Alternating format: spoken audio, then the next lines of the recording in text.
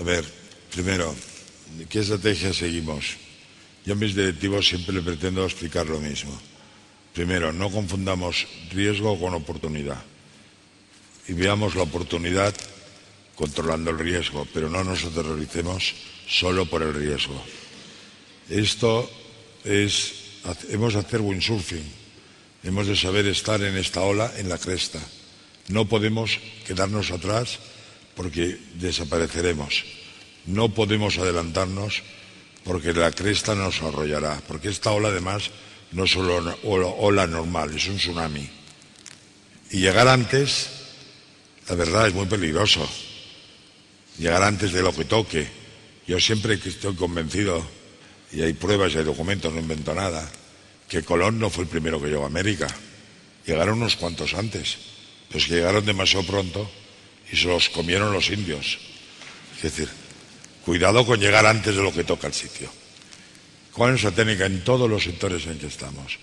En libros hemos desarrollado el mayor portal de contenido de libro virtual asociados al grupo Prisa con Alfaguara y al grupo Random House, que se llama Libranda, donde hay ya 20.000 libros digitalizados a disposición, pero con prudencia y con templanza y no corriendo más de lo que podamos correr por lo que sabemos. En formación, siguiendo esta pregunta, hoy ya tenemos mucha formación totalmente online y sobre todo EADI, que es una escuela de administración de empresas de Barcelona, que es del grupo, con ediciones Deusto y con la Universidad de Barcelona, ha creado ya lo que llamamos nosotros enseñanza semipresencial.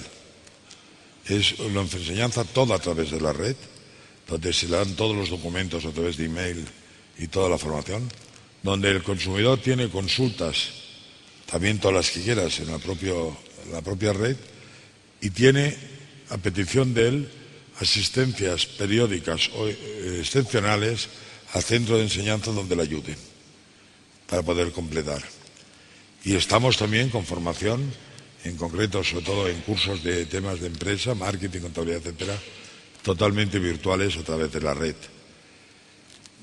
Lo último, yo no lo creo en absoluto esto del monopolio.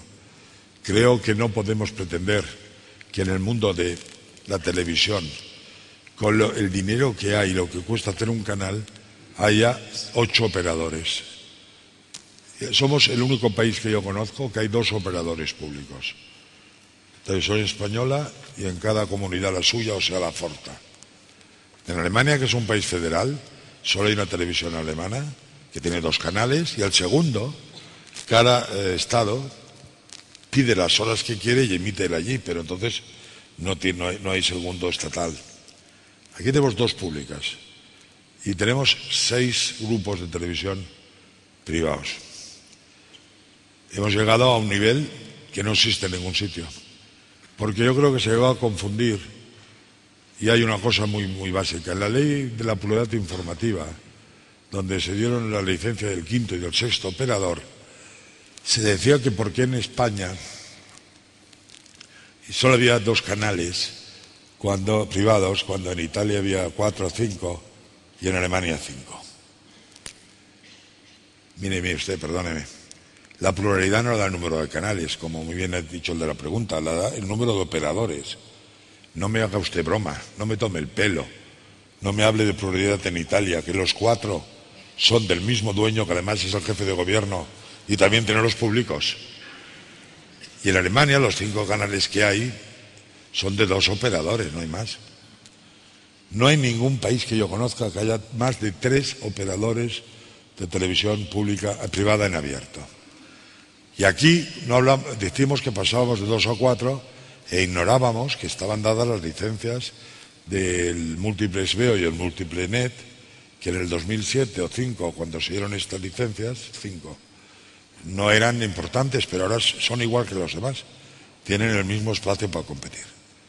Yo creo que realmente 6 no caben y creo que el mercado es demasiado listo para que pueda llegar a crearse unos monopolios. Si se llegara a crear, bueno, en primer lugar, la ley es tajante además, La ley última que permite fusión de canales limita la audiencia de las fusionadas al 27% de la audiencia total abierta del mercado. Es una limitación muy limitativa. El 27 significa que al menos habrá 4, aunque todos llegaran al 27. O sea que tampoco lo veo por ahí el problema de verdad.